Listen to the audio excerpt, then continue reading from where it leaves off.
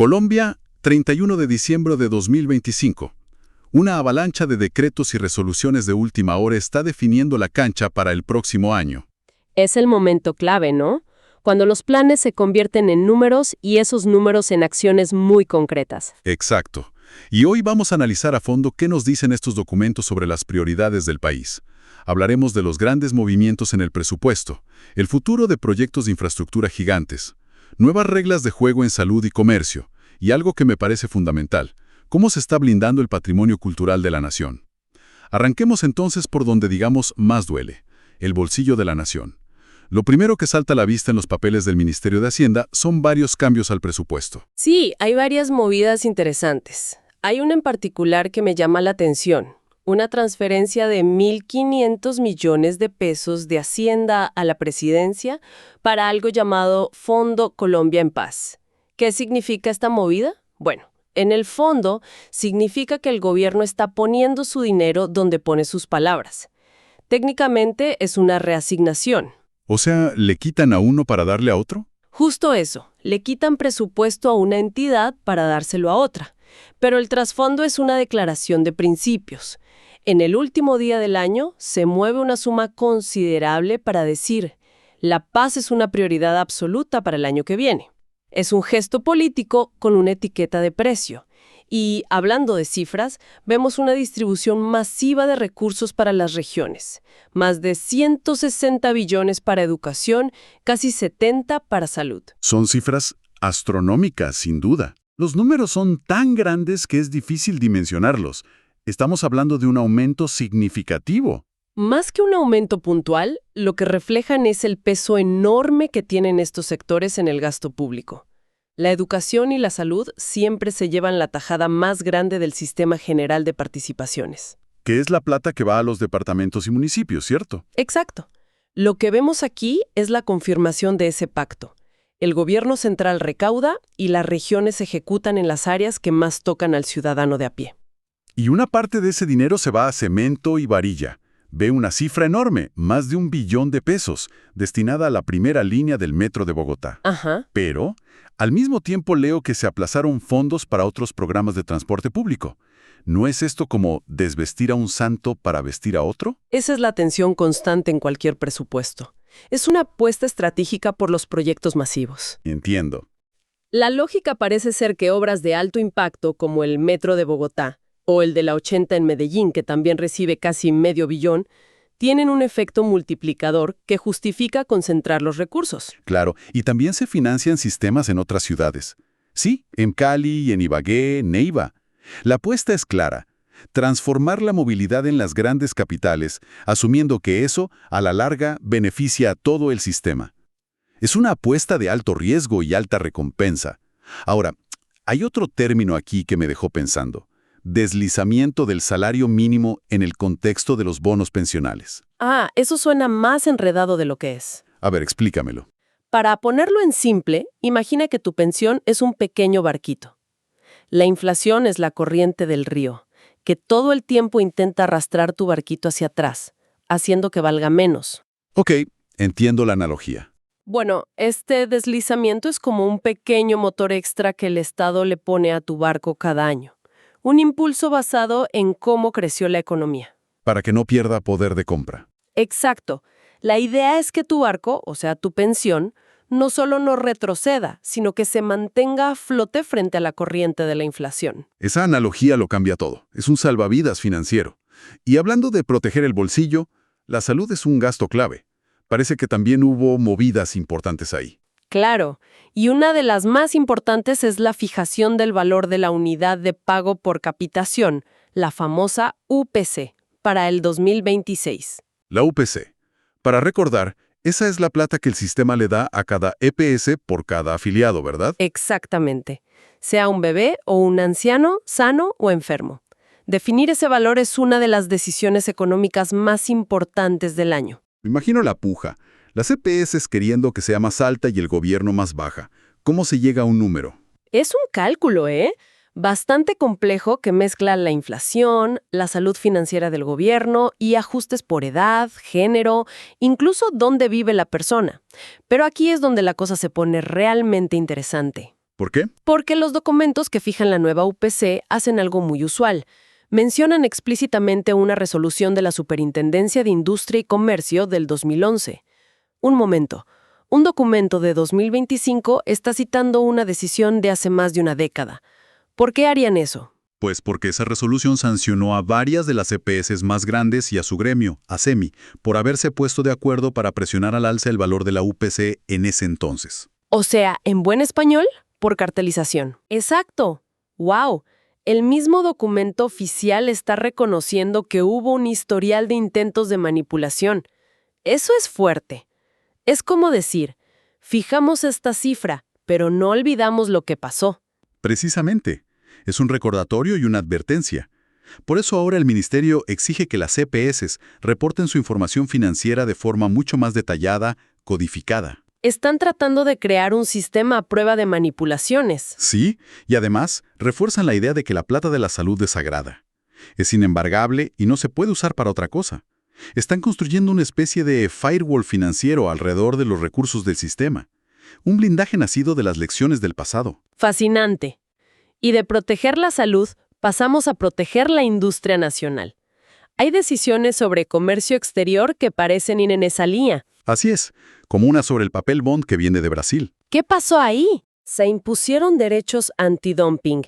Esto sucede cuando un país determina que un producto está entrando a su mercado a un precio artificialmente bajo y que eso está perjudicando a los productores locales. Y en este caso, se demostró que el papel brasileño estaba dañando a Carvajal, la empresa colombiana. Sí, la investigación demostró un daño importante. ¿Y cómo funciona esa protección en la práctica? ¿Se prohíbe a que entre el papel? No, es más sutil. Lo que hacen es ponerle un piso al precio. Por ejemplo, para la empresa brasileña Suzano, se fijó un precio base de poco más de $1 por kilo. Ah, ya veo. Si intentan vender por debajo de ese umbral, tienen que pagar la diferencia como un impuesto, como un arancel. La idea no es prohibir, sino nivelar la cancha para que la competencia sea justa. Una barrera para proteger el producto local. Y esto es común. Es una herramienta estándar, pero su aplicación siempre es controversial. Y no siempre se aplica, ¿eh? En estos mismos documentos vemos un caso con la leche en polvo de Estados Unidos. ¿Ah, sí? ¿Qué pasó? Se investigó si venía con subsidios, pero al final se concluyó que no había pruebas de un daño grave al sector lechero formal en Colombia, así que no se impusieron medidas. Se analiza caso por caso. De la macroeconomía del comercio, los documentos nos llevan a algo mucho más terrenal y urgente, la vivienda. Hay una cantidad enorme de resoluciones que asignan subsidios. Y aquí es donde la burocracia se encuentra con historias de vida muy potentes. Muchas de estas asignaciones no son para programas nuevos, sino para cumplir órdenes de jueces. En casos de restitución de tierras. Exacto. El Estado no solo le devuelve la tierra a una víctima del conflicto, sino que le da los recursos para que pueda volver a construir su hogar. Es que dio nombres aquí Zenaida del Carmen Cortesero Álvarez en Antioquia, Paulina Arias Aya en Tolima. Es increíble cómo un documento tan técnico de repente tiene nombre y apellido. Lo cambia todo, ¿verdad? Totalmente. Ya no es solo un subsidio, es la reconstrucción de una vida. Así es, cada una de esas resoluciones es el capítulo final de una historia de desplazamiento, pero también el inicio de un retorno. Vemos programas a gran escala, para mejorar casas en ciudades, para construir viviendas rurales. Y hay detalles que revelan la complejidad de gobernar un país como Colombia. ¿A qué te refieres? Ve un ajuste de recursos para algo que llaman el delta de transporte, en departamentos como Putumayo y Vichada. Sí, eso es clave. Es el reconocimiento oficial de que no cuesta lo mismo construir una casa en Bogotá que en una vereda remota a la que solo se llega por río. Claro, el sobrecosto de llevar los materiales. Ese delta es eso. Es el Estado adaptando su política a la geografía real del país. Y no solo se atiende a las víctimas, veo también un programa llamado Saber Hacer Vale, que incluye a población migrante. Sí, es un esfuerzo para aumentar la empleabilidad de todos. Se financia con un crédito del BID y busca certificar las competencias laborales de la gente, sin importar su nacionalidad. ¡Qué interesante! De los casi 800 beneficiarios de esta tanda, más de 200 son migrantes. Es una forma muy pragmática de integrar esa nueva fuerza laboral a la economía formal. Después de todos estos números, decretos y tecnicismos, llegamos a una serie de documentos que se sienten distintos, que hablan de lo que podríamos llamar el alma del país, la cultura. y con un nivel de detalle y profundidad que es asombroso. El primer gran reconocimiento es para una celebración de Cartagena que se llama Ángeles Somos. Ángeles Somos. ¿En qué consiste? Es un ritual que el documento describe como un fortalecedor del tejido social. El 1 de noviembre, grupos de niños y jóvenes recorren las calles cantando y pidiendo alimentos, vituallas, casa por casa.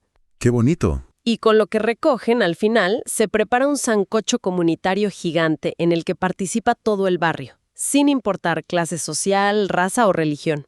¡Wow! Es una tradición que genera cohesión social a través de la comida y la música. ¿Y qué implica que entre en esa lista de patrimonio? ¿Recibe dinero? Más que dinero, recibe un plan de protección, un plan especial de salvaguarda. Es una hoja de ruta para que la tradición no se muera. Una estrategia para mantenerla viva, ¿sí? Y la meta es ambiciosa, que para el 2030 Ángeles Somos se ha reconocido como el gran ícono festivo y lúdico de Cartagena. Es un esfuerzo coordinado para mantener viva la llama. Y luego está la otra gran declaración, que es aún más amplia. Se declara como bien de interés cultural al paisaje cultural biche-bichero del Pacífico. Esto es mucho más que una bebida, ¿verdad? Infinitamente más. Es el reconocimiento a todo un sistema de vida de las comunidades afrodescendientes. El documento es una pieza antropológica increíble. Que conecta. Conecta la bebida, el biche, con la cosmovisión de la comunidad, con el territorio, con el uso de cañas nativas no transgénicas, con saberes que vienen desde la colonia, desde los palenques. El biche está en los nacimientos, en los velorios, es medicina y es celebración. Y el plan de protección aquí parece monumental.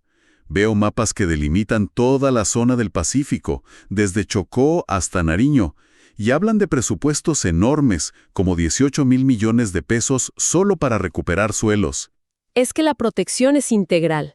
Se dieron cuenta de que para proteger la práctica cultural del biche, tienes que proteger el ecosistema que la hace posible. Claro, tiene todo el sentido. Esos 18,000 millones son para combatir la amenaza de los monocultivos o la minería ilegal, que están destruyendo los suelos donde crecen las cañas nativas.